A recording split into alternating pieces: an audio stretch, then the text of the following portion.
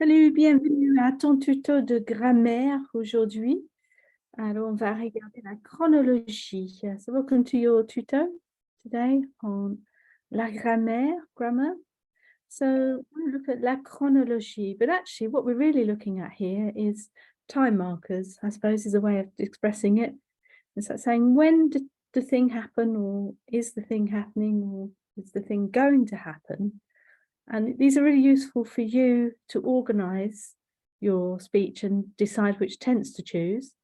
They're really, really useful to a listener, because even if you make a mistake with your tense, if you've kind of placed something in time, then the listener knows whether this thing has happened already, or is happening now, or is going to happen. And this is one thing, you know, when you're sort of like in the early stages of learning, that quite often there's a lot of misunderstanding, and you could have a lot of discourse, you know, you could have a lot of words, say a lot of stuff, put a lot of effort into telling a story, saying about something, and the person is still wondering when it's happening. This happens to me all the time. I'm listening to people and I think, did this happen last week? Did this happen last weekend?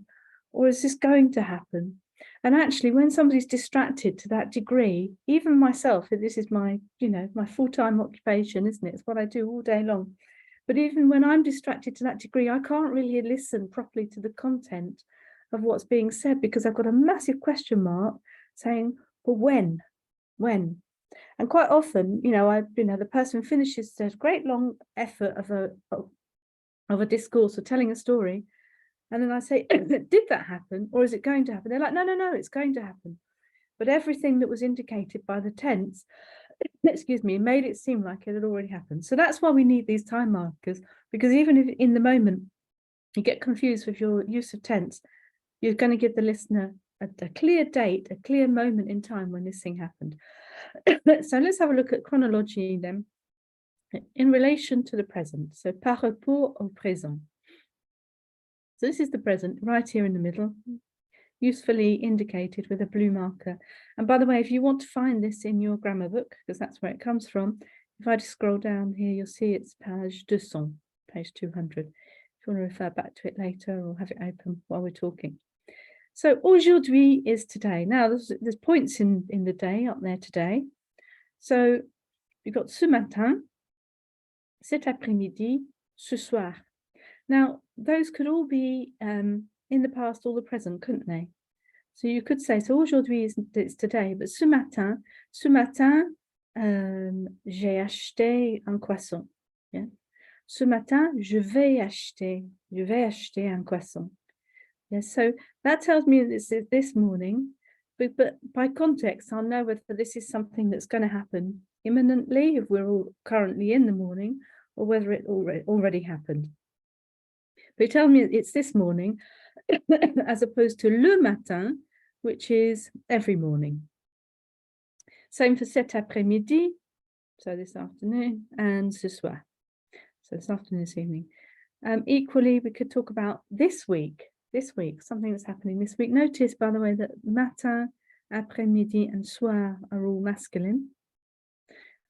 Actually, après-midi could be masculine or feminine. It's the only word in the French language which is both.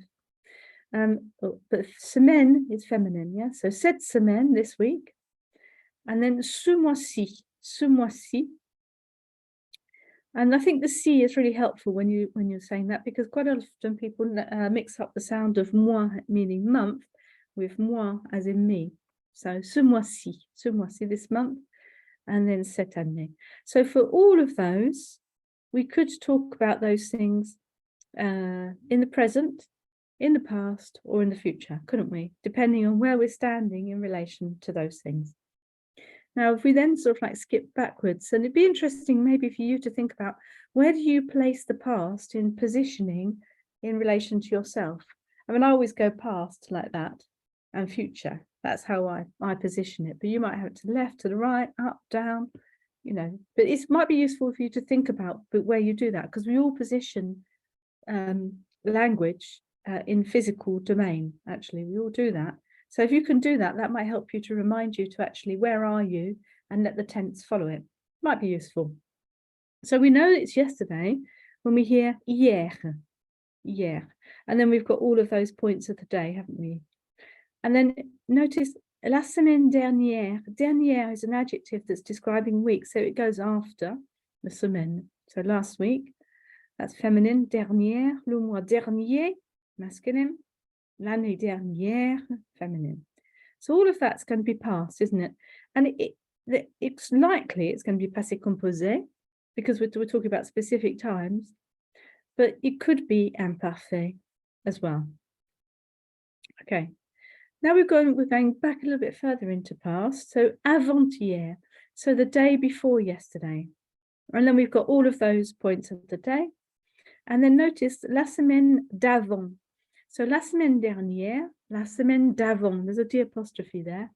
I don't know why, but it's there. So la semaine d'avant. So quoi, la semaine dernière? Non, la semaine d'avant. Okay, what, last week? No, the week before. And then le mois d'avant, notice the D in there, and l'année d'avant. So you can see where the position is, can't you? So we've got today, yesterday, the day before yesterday. So that's one direction. The other, and they'll all be in the past, won't they? Now then we've got demain, demain, which is tomorrow, and then we've got the points of the day. So notice la semaine prochaine. Prochaine is an adjective, so it'll go after semaine, it's feminine. Le mois prochain, same thing, but it's masculine, and l'année prochaine. Now, when you're talking about demain, that's imminent future. So you might just use the present tense like you do in English. Oh, tomorrow I'm going on holiday. Yeah, that's present tense, isn't it? You can do that. You can do that in French as well. Demain, je pars en vacances. So you can use the present tense. Or you can use the future proche, couldn't you? Demain, je vais partir en vacances. It's okay as well. Or demain, je partirai en vacances. So there's three possibilities there. You can use the present, the future proche, or the future simple. So that's tomorrow. Now, the day after tomorrow is nice. It's so nice, isn't it? It's nice and simple when you sit at a table like this, isn't it? So you've got hier and demain, avant-hier, après-demain. Logic, isn't it? Logical. So, le matin, l'après-midi, soir, le jour après-demain. And then notice we've got that D in here again. La semaine d'après. D'après. Le mois d'après. L'année d'après. Okay, so that's just going a little bit further into the future. Good. So that's in relation to the present tense. Now let's have a look in terms of relationship to the past or the future. So we're talking about this middle section now in relation to the past, okay? So on that day, so ce jour-là, it's not aujourd'hui anymore, it's on that day, so ce jour-là. Now, you could talk about this in the past or the future. On that day, you could say, ce jour-là, je suis partie en vacances. Ce jour-là, je suis partie en vacances. On that day, I went on holiday. Or you could say in the future, ce jour-là, je partirai en vacances.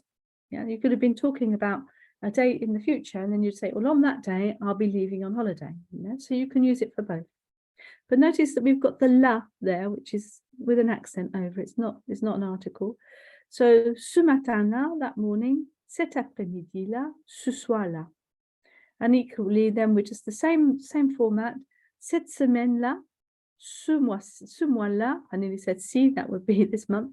And cette semaine-là. Okay, so they're all sort of like talking. They could be, when you're telling a story, they could be happening in the past or the future, because they're saying on that day, on that week, in that month, so forth.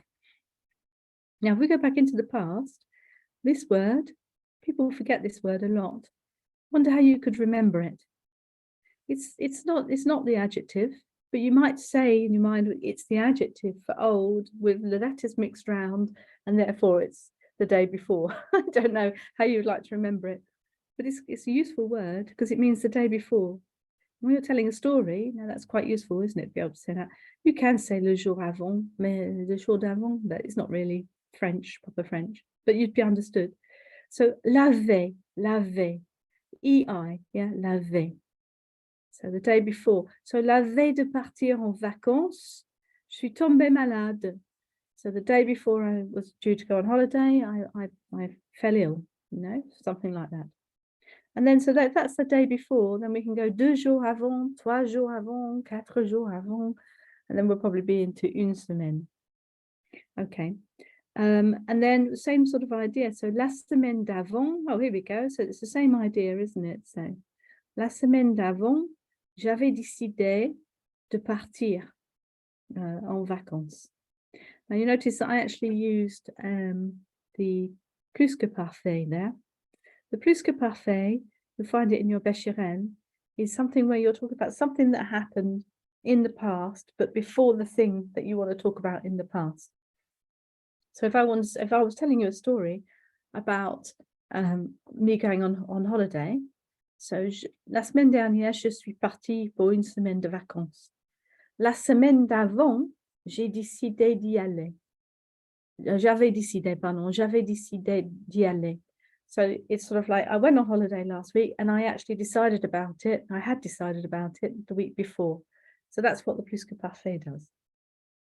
But even if you didn't know how to use the plus que parfait, or even that it even existed, if you could give these time markers in your conversation, the listener would be able to work out the sequence of events and where we were. And then we've got 2 semaines avant, 2 mois avant, avant. Okay, notice that it's avant, après, before, after. Yeah, and they're 2 A's. Think of them as 2 A's. After is an A, isn't it? So perhaps you just want to think about them as 2 A's. Don't mix them up with other prepositions, which I won't mention, that people mix them up with.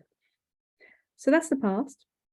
And then if you want to go into the future, it's nice and simple because it's what you'd expect. So le lendemain, that's an unusual word, but you can see the word demain in there, can't you? Yes. Le lendemain. So that's the next day.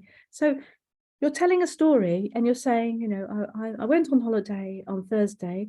The next day, I realized that I'd forgotten to close the windows or something like that. Yeah, so this is when you're telling a story in the past, isn't it? Or you could talk about le lendemain in the future. So when I go on holiday, the first thing I'm going to go is go to the beach. And the next day, I'm going to go visit the town. Yeah, so the next day can be used for the past and the future, but it's not from a present perspective. And then 2 jours après, 2 days after. And then here we've got what we've seen before. So la semaine d'après, le mois d'après, l'année d'après, and then 2 semaines d'après, 2 mois d'après, 2 ans d'après. Après, pardon, there's no in there. Got some other alternatives here. So in formal language and written, you can also use these, but you can say these as well. You can say these as well. So la semaine précédente, le mois précédent. If you prefer, you know, the month before, you can use that. La semaine suivante. Yeah, the following week. That's quite useful. You know, the first week of my holidays, I'm going to do this. La semaine suivante, I'm going to do that. Yeah, so you can use that. Following. Plus tôt, earlier, plus tard. So what they're saying is when you're writing, you're probably going to see it, or when you see written French, you're more likely to see those than these spoken equivalents that we've just been looking at.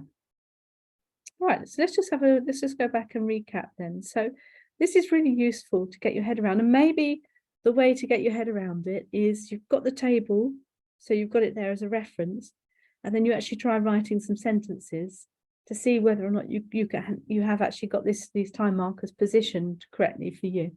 There are some exercises on the next page as well that you could try out as well. So this is in relation to the present.